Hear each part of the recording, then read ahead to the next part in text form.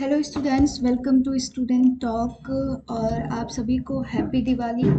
और आज दिवाली है, इसकी वजह से थोड़ा हम मतलब बैकग्राउंड थोड़ा सा आवाज़ आएगा, तो उसको थोड़ा सा मैनेज करिएगा। ठीक है। तो फिर जैसा कि आप सबको पता है, हम कर रहे हैं वोकेबलरी सीरीज़। हमारी वोकेबलरी सीरीज़ में ऑलरेडी 4 लेक्चर्स हो चुके हैं, 4 वीडियोस ऑलरेडी अपलोड हो चुके हैं। ये हमारा 5th वीडियो होने वाला है। ठीक है। तो हम क्या कर रहे हैं, हम कर रहे हैं वन वर्ड सब्स्टिट्यूशन। तो बिना किसी देरी के स्टार्ट करते हैं हमारा 5th वीडियो। और एक बार फिर से आप सभी को हैप्पी दीपावली। और बस क्या, दीपावली को सेलिब्रेट करिए और अपने आप को एक नई ऊर्जा प्रदान करिए। इस दीपावली कुछ नया स्टार्ट करिए। कुछ नया इन द सेंस ज़रूरी नहीं कुछ नया ही स्टार्ट करो, जो चीज़ें चल रही हैं उसमें भी थोड़ा इम्प्रूवमेंट करके आप दिवाली सेलिब्रेट कर सकते हो। तो ठीक है, बिना किसी देरी के हम लोग स्टार्ट करते हैं हमारा वीडियो। तो कौन सा हमारा 5th। ठीक है, स्टार्ट करते हैं। Let's start. तो पहला वर्ड क्या है हमारी, ये 4th था। हाँ, तो सबसे पहला वर्ड हमारे वन वर्ड सब्स्टिट्यूशन का पार्ट नंबर 5 में, वैसे पार्ट तो 1 है, वीडियो नंबर 5 में पहला वर्ड आ गया है एसेटिक। एसेटिक क्या होता है? एसेटिक का मतलब होता है संन्यास। क्या? संन्यास। संन्यास क्या होता है? एक ऐसी सिचुएशन होती है जिसमें लोग क्या करते हैं, प्रैक्टिस करते हैं सेल्फ डिनायल की, और एक स्पिरिचुअल डिसिप्लिन होते हैं वो। ठीक है। तो एसेटिक का मतलब क्या होता है? एसेटिक का मतलब होता है संन्यास। चलते हैं हमारे दूसरे वर्ड पे। हमारा दूसरा वर्ड क्या है? दूसरा वर्ड है हमारा असैसिनेशन। असैसिनेशन का मतलब होता है राजनैतिक कारण से हत्या। जब किसी का मर्डर होता है राजनैतिक, जैसे राजनैतिक कारण से, जैसे कि पुराने टाइम पे अगर कोई राजा होता था तो उसको मार के कोई दूसरा पर्सन आके क्या करता था, वो खुद को राजा बना लेता था। तो पॉलिटिकल रीजन से जब किसी की हत्या की जा सकती है, मतलब हत्या की जाती है, तो उसको क्या बोलते हैं? असैसिनेशन बोलते हैं। असैसिनेशन का क्या मतलब होता है? राजनैतिक कारण से जब किसी की हत्या होती है तो उसको क्या बोलते हैं? असैसिनेशन। ठीक है। चलता है हमारा थर्ड वर्ड। थर्ड वर्ड हमारा एस्ट्रोलॉजी। देखो, science of the effect of the star on our destiny.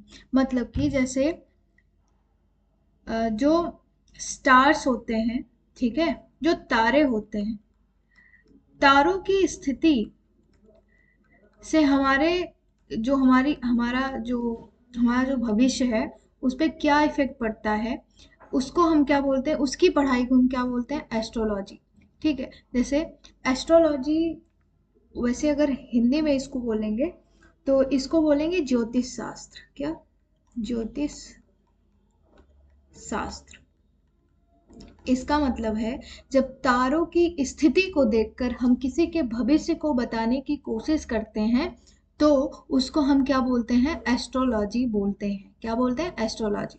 देखो, वैसे अभी बहुत सारे ऐप बन गए हैं जिसमें एस्ट्रोलॉजी से रिलेटेड चीज़ें वो लोग बताते हैं कि आपका भविष्य क्या होगा।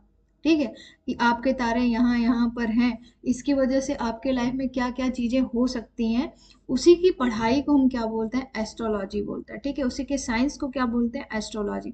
असैसिनेशन, जब राजनीतिक कारण से किसी की हत्या की जाती है तो उसको हम क्या बोलते हैं? असैसिनेशन बोलते हैं। और एसेटिक, एसेटिक का मतलब होता है संन्यास ले लेना। क्या ले लेना? संन्यास। वैसे इसका संन्यास नहीं होगा, ये एक नाउन है, तो इसका मतलब होगा सन्यासी।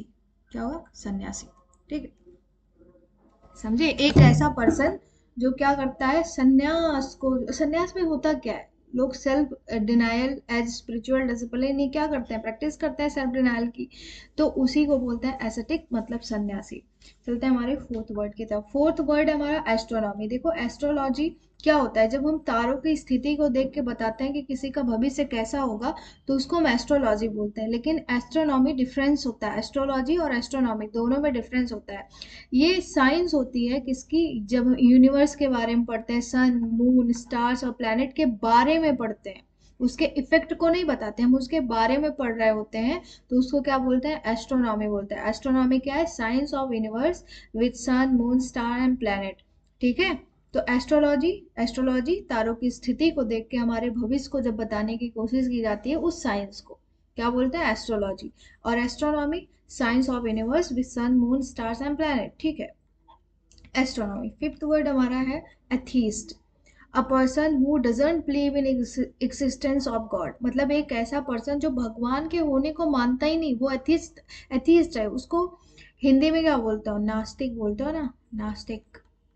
तो नास्तिक को क्या बोलते हैं? एथीस्ट बोलते हैं। एक ऐसा पर्सन जो भगवान के एग्जिस्टेंस में बिलीव ही नहीं करता, वो कहता है भगवान भगवान कुछ नहीं है, बस इंसान है, तो उसी को क्या बोलते हैं? एथीस्ट बोलते हैं। वो सब कुछ नेचर को मानता है। ठीक है, एक एथीस्ट जो होता है वो नेचर को मानता है लेकिन भगवान को नहीं मानता। ठीक है। हम्म, ठीक। सिक्स्थ वर्ड हमारा audience. N assembly of listeners, मतलब कि एक क्राउड है, इसमें कोई एक पर्सन बोल रहा होगा और बाकी सब क्या रहे होंगे, और भी सारे पर्सन जो यहाँ पे होंगे वो क्या कर रहे होंगे? वो सुन रहे होंगे। तो ये स्पीकर है जो बोल रहा है, ये क्या है? स्पीकर। लेकिन जो ये सब सुन रहा है ये क्या है? लिसनर है, ऑडियंस। ठीक है, एक असेंबल, तो इनको ग्रुप में क्या बोलेंगे? ऑडियंस बोलेंगे। ठीक है, क्या बोलेंगे? ऑडियंस बोलेंगे। ऑडियंस की हिंदी क्या होती है? ऑडियंस का मतलब होता है श्रोता, या फिर क्या, और क्या? श्रोतागण, बिल्कुल श्रोतागण। क्या? श्रोतागण। ठीक है, तो ऑडियंस। सेवेंथ, सेवेंथ वर्ड हमारा ऑटोबायोग्राफी। देखो बायोग्राफी क्या होता है? बायोग्राफी होता है जब हम किसी के बारे में, जब किसी के बारे में बताया जाता है, किसी पर्टिकुलर पर्सन की हिस्ट्री के बारे में बताया जाता है, उसकी स्टोरी के बारे में बताया जाता है, तो वो बायोग्राफी होती है।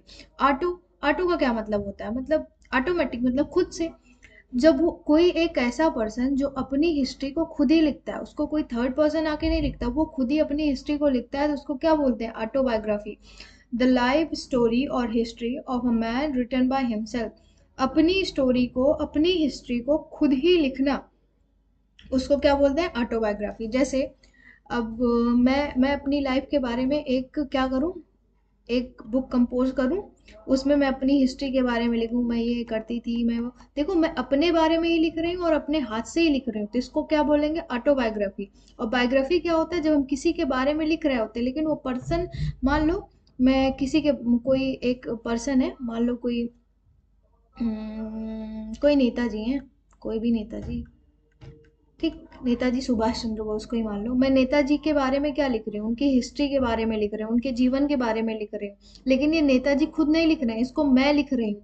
तो इनकी लाइफ के बारे में तो लिखा गया, बायोग्राफी तो लिखी गई, लेकिन उनके हाथों से नहीं लिखा गया, तो ये क्या? ये सिंपल बायोग्राफी है।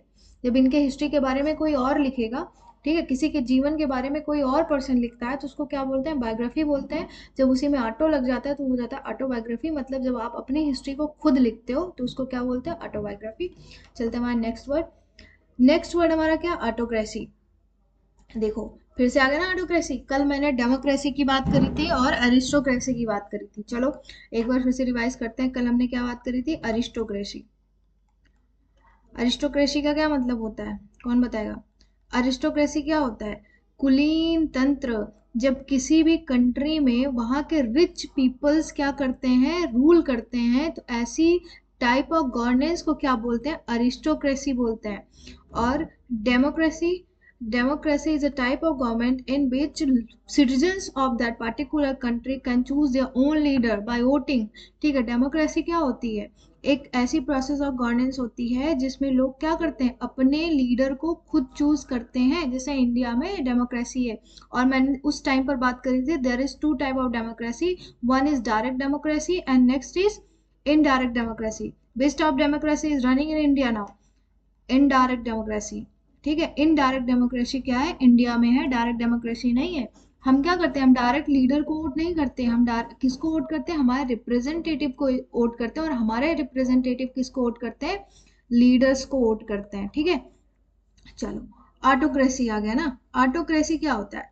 मान लो मानो मत, इसे समझ लो। A government by one person, जब गवर्नेंस की पूरी पावर किसी एक पर्सन के हाथ में होती है, क्या होती है, किसी एक पर्सन के हाथ में होती है। ये बेसिकली ऐसे सिस्टम को मोनार्की बोल सकते हैं, मोनार्की सिस्टम, क्योंकि उसमें एक राजा होता है, ठीक है, और राजा के पास क्या होती है, सारी शक्तियां होती है, सारे डिसीजंस की पावर किसके पास होगी, इस किंग के पास होगी, ठीक है। तो जब किसी भी कंट्री में किसी भी गवर्नेंस का वो प्रोसेस जिसमें गवर्नमेंट के पास, किसी एक पर्सन के पास गवर्नमेंट की सारी शक्ति होती है, गवर्नेंस की सारी शक्तियां होती है, सारे डिसीजन में वो सबसे हाईएस्ट होता है, ठीक है, उसके ऊपर किसी का भी बाउंडेशन नहीं होता। तो ऐसी टाइप ऑफ गवर्नमेंट को क्या बोलते हैं, ऑटोक्रेसी। एक ऐसी टाइप ऑफ गवर्नमेंट जिसमें एक पर्सन क्या होता है, पावरफुल होता है, एक पर्सन रूल करता है, उसको क्या बोलते हैं, ऑटोक्रेसी। जैसे इंडिया में अगर हम देखेंगे, वैसे तो डेमोक्रेसी है, और मान लो इंडिया की छोड़ दो, ठीक है, मोनार्कियल सिस्टम कहाँ पे है, यूके में। अभी क्या मोनार्कियल सिस्टम है यूके में, उत्तराखंड नहीं है यूके भाई, यूके मतलब यूनाइटेड किंगडम, ब्रिटेन। ब्रिटेन में क्या है, मोनार्कियल सिस्टम है, वहां पर अभी भी किंग होते हैं, है ना, लेकिन किंग के पास पूरी पावर नहीं है। किंग किंग बस जैसे हमारे यहाँ प्राइम वो सॉरी प्रेसिडेंट होता है डेजुरे हेड, वैसे किंग वहां पे एक हिसाब से देखा जाए डेजुरे हेड है, उसके पास पूरी पावर नहीं है, उसकी पावर्स किसके बीच में डिवाइडेड है, उसकी पावर्स डिवाइडेड है पीएम के बीच में, और किसके बीच में, कैबिनेट। अगर हम एक नाम लेना चाहें कि किसके पास पूरी पावर है, तो वो है कैबिनेट, कैबिनेट के पास पूरी पावर है, ठीक है। तो यहाँ पर भी ऑटोक्रेसी नहीं है, ऑटोक्रेसी एक ऐसा टाइप ऑफ गवर्नेंस होता है जिसमें पूरी पावर किसके पास होती है, किसी एक पर्सन के पास होती है। दैट्स इट, चलो आगे चलते हैं। देखो नाइन्थ वर्ड है हमारा अवेरिसियस। अवेरिसियस का मतलब एक ऐसा पर्सन ना जो बहुत ज्यादा ग्रीडी है, उसको कितना भी दे दो, ले भाई इसको भी ले लो उसको भी ले लो, वो हमेशा उसको कुछ ना कुछ चाहिए होता है, मतलब उसकी जो उसका जो डिजायर है वो बढ़ता जाता है, उसकी जो इच्छा है वो बढ़ती जाएगी। इतना मिला भाई, अब उसको इतना चाहिए, इतना भी मिल गया अब उसको इतना चाहिए, ठीक है। तो अवेरिसियस का मतलब एक पर्सन जो कि बहुत ज्यादा लालची है, अगर वैसे बोले तो लालची कह सकते हो आप। अवेरिसियस का मतलब क्या होता है, लालची होता है, ठीक है। चलो टेंथ टेंथ वर्ड हमारा है बैचलरहुड। बैचलर का मतलब क्या होता है, बैचलर का मतलब होता है कुंवारा, एक ऐसा पर्सन, एक ऐसा लड़का, एक ऐसा मैन जिसका क्या हुआ, शादी नहीं हुआ है, उसको क्या बोलते हैं, बैचलर बोलते हैं। और बैचलरहुड का मतलब क्या होता है, कुंवारापन, एक स्टेट। जैसे अगर मैंने बोला चाइल्ड, ठीक, तो चाइल्ड का मतलब वो बच्चा, क्या, बच्चा। अब मैंने बोला चाइल्डहुड, चाइल्डहुड क्या, ये स्टेट हो गया। स्टेट का मतलब वो नहीं, स्टेट, स्टेट का मतलब स्थिति, ठीक है। स्टेट का मतलब यहाँ पे वो प्रांत वाला स्टेट मत समझ लेना। चाइल्डहुड क्या है, स्टेट है, ठीक है। चाइल्ड बच्चा था, और चाइल्डहुड उसकी स्थिति, वो चाइल्डहुड में बचपना, इसको क्या बोलते हो, बचपना, ठीक है। अब वैसे बैचलर का मतलब कुंवारा, हुड कुंवारापन, ठीक है। ये क्या होता है, the state of being unmarried, ठीक है, ऑफ मैन, ठीक है। वैसे ये मैन के बारे में होता है केवल, कि मतलब जब कोई इंसान जिसकी शादी नहीं हुई रहती, इंसान का मतलब जब कोई लड़का जिसकी शादी नहीं हुई रहती, उसको उसका क्या होता है, कुंवारापन होता है, मतलब वो बैचलर होता है, ठीक है। समझे, चाइल्ड और चाइल्डहुड से इसको समझ लो, बैचलर और बैचलरहुड, ठीक है। हाँ, उसको हिंदी में बोलेंगे कुमारावन।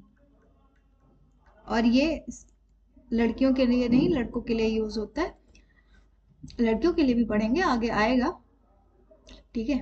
तो आज के लिए इतना ही, तब तक के लिए धन्यवाद, बाय बाय, और सबको एक बार फिर से हैप्पी दिवाली।